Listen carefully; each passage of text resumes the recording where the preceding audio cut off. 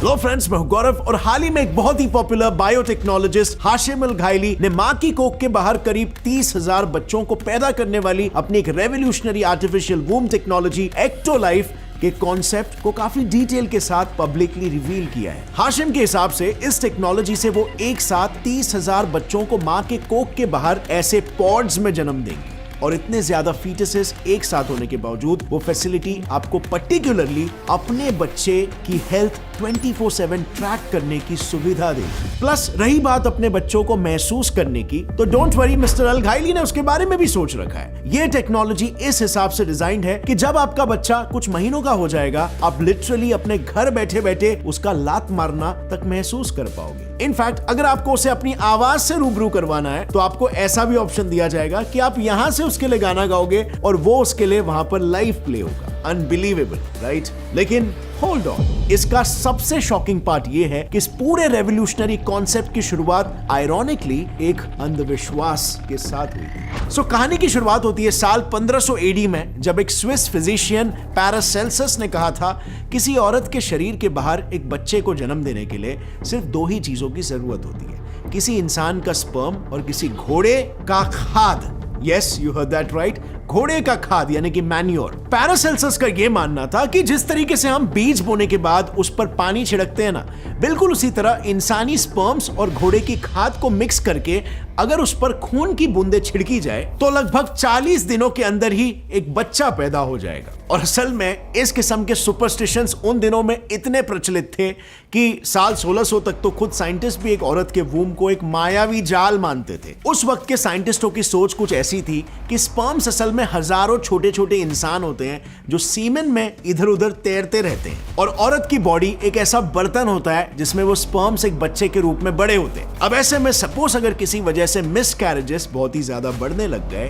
तो एक आम इंसान क्या सोचेगा? वेल, ऑब्वियसली कि वो बर्तन श्रापित है, राइट? अब ये मानसिकता उस टाइम पे रैम्पेंटली हो रहे मिसकैरेजेस को एक्सप्लेन करने के लिए काफी अच्छा आंसर था। तो बस यही वजह बन गई कि फाइनली लोगों को ऐसा लगने लग गया कि एक औरत के वूम में उनके बच्चे सुरक्षित नहीं हैं, और अगर बच्चों को बचाना है तो उन्हें वूम के बाहर ही बड़ा करना होगा। इन शॉर्ट, आप देख सकते हो कि उनकी सोच किस दिशा में जा रही थी। लेकिन फिर इसके कई साल बाद 1923 में एक ब्रिटिश बायोलॉजिस्ट JBS हैल्डेन ने अपनी साइंस नॉवेल डेल डेलूस पब्लिश की। इस नॉवेल में उन्होंने एक काल्पनिक कहानी रची थी कि डुपॉन्ट और श्वार्ट्ज नाम के दो काल्पनिक साइंटिस्ट्स एक 1951 के प्लेन एक्सीडेंट में मरी औरत के ओवरीज को अगले 20 साल तक एक न्यूट्रिशन मीडियम में जिंदा रखते हैं, और फिर वो हर महीने उन ओवरीज से निकले एग्स को किसी न किसी इंसानी स्पर्म से फर्टिलाइज करके उनसे आर्टिफिशियली बच्चे पैदा करने की कोशिश करते हैं। अब ये नॉवेल काफी इंटरेस्टिंग थी और कहा जाता है कि इस नॉवेल में लिटरली ये तक स्पेक्यूलेट किया गया था कि ड्यूपॉन्ट और श्वार्ट्ज इवेंचुअली अपने इन एक्टोजेनेटिक एक्सपेरिमेंट्स में ऑलमोस्ट 90% का सक्सेस रेट हासिल कर लेते हैं, जिसकी बदौलत साल 1968 आते आते फ्रांस वो पहला देश बन जाता है जो इस टेक्नोलॉजी से सालाना 60,000 बच्चे पैदा करने लग जाता है। अब अल्टीमेटली इस बुक में जो कुछ भी लिखा था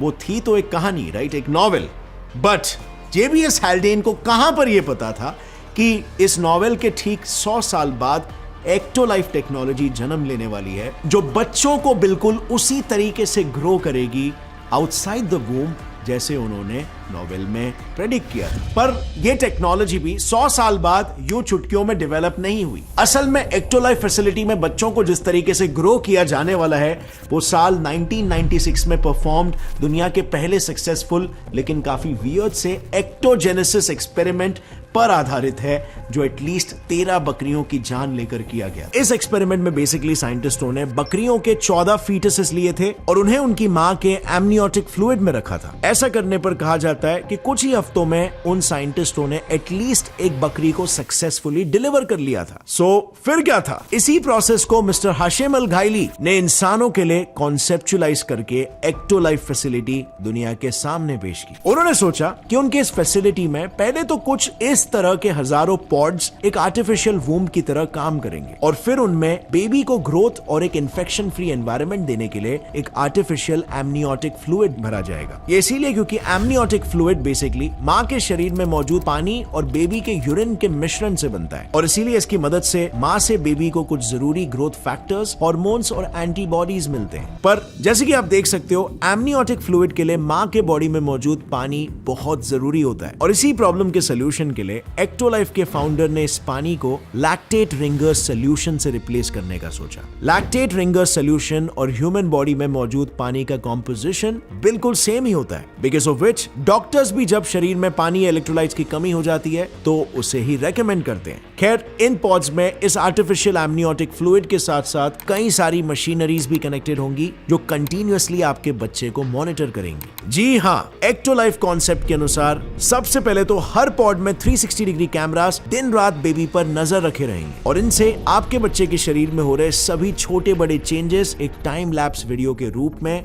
आपके स्मार्टफोन पर रेगुलरली मिलते रहेंगे। प्लस अगर सपोज आप चाहते हो कि 9 महीने बाद आपका बेबी तुरंत आपको पहचान ले, तो एक्टोलाइफ के हर एक इंडिविजुअल पॉड में कुछ सराउंड स्पीकर्स भी लगे होंगे जिनके जरिए आप अपने बेबी से अपनी खुद की आवाज के साथ साथ अपने फेवरेट सॉन्ग प्लेलिस्ट से भी उसे इंट्रोड्यूस करवा सकोगे। एंड लास्टली, रही बात बेबी के वाइटल साइंस को मॉनिटर करने की, तो उसके लिए बेबी और पॉड पर 3 तरह के सेंसर्स अटैच्ड होंगे। पहला, एक बायो इंपीडेंस सेंसर जो एक वीक करंट पास करके बेबी के शरीर में कितना पानी है और कितना मसल मास है उसे नापेगा। देन दूसरा, इलेक्ट्रोकार्डियोग्राम यानी ईसीजी जो बच्चे के हार्ट रेट का हिसाब रखेगा। एंड लास्टली, फोटोप्लेथिस्मोग्राफी जो किसी स्मार्ट वॉच की तरह बच्चे के शरीर का ऑक्सीजन लेवल नापेगा। अगर सब नॉर्मल निकला तो ठीक, लेकिन कुछ भी अगर गड़बड़ निकली तो फिर एक एआई कंट्रोल स्कैनर तुरंत बॉडी के डिफेक्ट्स और उसके पीछे की डीएनए गड़बड़ी इन दोनों को स्कैन कर लेगा। बेसिकली आइडिया ये है कि हर बच्चे को पॉड में रखने से पहले उस पॉड के एआई सिस्टम में उस बच्चे के पेरेंट्स और सारी जेनेटिक डिसऑर्डर्स इन सब का डीएनए डेटा लोड किया जाएगा। इसके बाद उस एआई का बेसिकली बस इतना काम है कि उस बच्चे के हर नए सेल का डीएनए कंटिन्यूअसली उसके पेरेंट्स के साथ उसे मैच करना है और जहां पर भी लगे कि यार ये तो नॉर्मल डीएनए सेगमेंट की जगह एक डिजीज कॉजिंग जीन रेप्लिकेट हो रहा है, वहां तुरंत अपने हेल्दी डीएनए के स्टॉक से एक एप्रोप्रिएट जीन उठाकर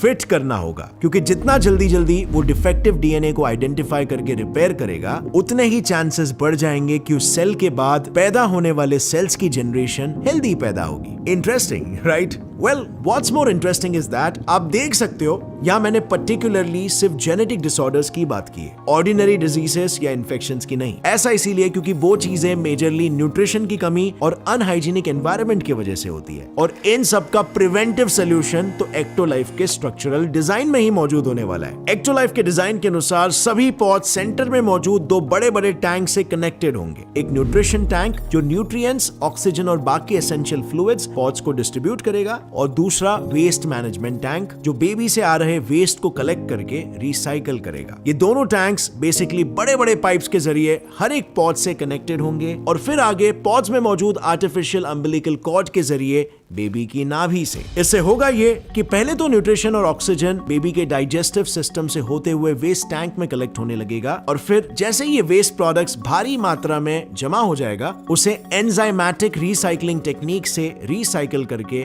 फिर से न्यूट्रिशन टैंक में डाला जाएगा। बेसिकली आइडिया ये है कि एक बैक्टीरिया का जीनस है बेसिलस, जिसके एटलीस्ट 5 अलग-अलग स्पीशीज एनारोबिकली प्रोटीज, एमिलेज और ऐसे कई अनगिनत एंजाइम सेक्रीट करके पहले तो यूरिन, फूड और फीसेस को बिना ऑक्सीजन की रिक्वायरमेंट के छोटे पार्टिकल्स में तोड़ेंगे और फिर उन पार्टिकल्स को खुद की ग्रोथ में इस्तेमाल करके पीछे सिर्फ साफ पानी और ऑक्सीजन छोड़ेंगे। यानी इनकी मदद से बेबी हर वक्त एक सेफ, सिक्योर एनवायरनमेंट में डेवलप होगा और डेवलपमेंट पूरा होते ही बस एक सिंपल बटन प्रेस से उसे बाहर निकाला जा सकेगा। Quite fascinating, right? Well, I would say not so much, क्योंकि बच्चा पैदा करना तो छोड़ो, साइंटिस्ट एनिमल टिश्यू कल्चर में महारत हासिल करने के बावजूद भी शरीर के बाहर अब तक एक फंक्शनल ऑर्गन तक नहीं बना पाए। देखो मेन प्रॉब्लम यह है कि अनलाइक प्लांट्स, एनिमल सेल्स में सिर्फ न्यूट्रिएंट्स देना काफी नहीं होता। उन न्यूट्रिएंट्स का प्रॉपर रेशियो भी बहुत मैटर करता है फॉर परफेक्ट डेवलपमेंट, और यही एक्टो लाइफ की सबसे बड़ी प्रॉब्लम है। मतलब माना ये बच्चों को वो सभी न्यूट्रिएंट्स देंगे जो एक फीटस के लिए जरूरी होता है, जैसे कि folic acid, iron, zinc, DHA और आयोडीन एटसेट्रा, लेकिन अब तक किसी भी डॉक्टर या साइंटिस्ट को ये नहीं पता कि फीटल ग्रोथ के लिए कि इन सब की रिलेटिव मात्रा क्या होनी चाहिए। अगर गलती से भी किसी एक भी न्यूट्रिएंट का कंसंट्रेशन ज्यादा हो गया, like let's just say folic acid, तो सिर्फ एक्सेसिव फॉलिक एसिड से ही बेबी के ब्लड सेल्स की ऑक्सीजन कैरिंग कैपेसिटी और ब्रेन सेल्स की सोचने समझने की एबिलिटी, ये दोनों बिगड़ सकती है। इनफैक्ट इस पूरे प्रोसेस में जिस तरह से न्यूट्रिशन टैंक के जरिए ही ऑक्सीजन सप्लाई करने की बात की गई है, वो खुद भी किसी बच्चे के डेवलपमेंट के लिए प्रॉब्लमैटिक है, क्योंकि as you all know oxygen एक गैस है और वो आसानी से लिक्विड में डिसॉल्व नहीं होती। उसका डिसोल्यूशन बेसिकली उसके मॉलिक्यूल्स के ऊपर कितना लिक्विड का वजन है इस पर डिपेंड करता है। जितना ज्यादा वजन उतना ही ज्यादा प्रेशर, और जितना ज्यादा प्रेशर उतना बेटर डिसोल्यूशन। अब ऐसे सिस्टम में क्या आपको एक प्रॉब्लम नजर नहीं आ रहा? जैसे जैसे न्यूट्रिशन टैंक खाली होगा, ऑक्सीजन मॉलिक्यूल्स पर से प्रेशर घटने लगेगा और वो गैस के रूप में टैंक के ऊपरी लेयर्स में जमा होने लगेंगे। यानी अब हर एक बूंद जो बेबी तक न्यूट्रिशन लेके जाएगा, उसमें समय के साथ ऑक्सीजन का कॉन्सेंट्रेशन कम और कम होता चला जाएगा, और इससे बेबी का दम घुट सकता है। अब देखो ऐसा बिल्कुल हो सकता है कि इस बारे में उन्होंने ऑलरेडी सोल्यूशन सोच रखे हैं, क्योंकि ये पूरी टेक्नोलॉजी अभी कॉन्सेप्ट स्टेज पर है। लेकिन फिलहाल के लिए उन्होंने जितना भी अपनी कॉन्सेप्चुअल फैसिलिटी के डिटेल्स रिवील किए हैं, उसमें ऐसे किसी सोल्यूशन के बारे में बात नहीं की गई है, क्योंकि इसमें एक और एक प्रॉब्लम ये भी हो सकती है कि इस ऑक्सीजन प्रॉब्लम का डायरेक्ट असर उन बच्चों के आरबीसीज के फॉर्मेशन पर पड़े और कोई ऐसा ब्लड ग्रुप टाइप पैदा हो जाए जो काफी रेयर और डेंजरस हो। यस, काफी सारे एबनॉर्मल और यूनिक ब्लड ग्रुप्स के पीछे ऑक्सीजन भी एक रीजन होता है, लेकिन इसके अलावा भी कई सारे बहुत इंटरेस्टिंग रीजंस हैं जिस पर हमने एक वीडियो बनाई है। आप इस वीडियो पर क्लिक कर सकते हो और उसे चेकआउट कर सकते हो। साथ ही अगर आपको इस वीडियो से कुछ भी नया सीखने मिला, एक लाइक जरूर ठोकना। Gets and fly science channel को भी सब्सक्राइब कर लो और बेल नोटिफिकेशन दबाओ, ताकि आगे आने वाली हमारी कोई भी वीडियो की अपडेट आप मिस ना कर सको। As always friends, stay curious, keep learning and keep growing. जय हिंद।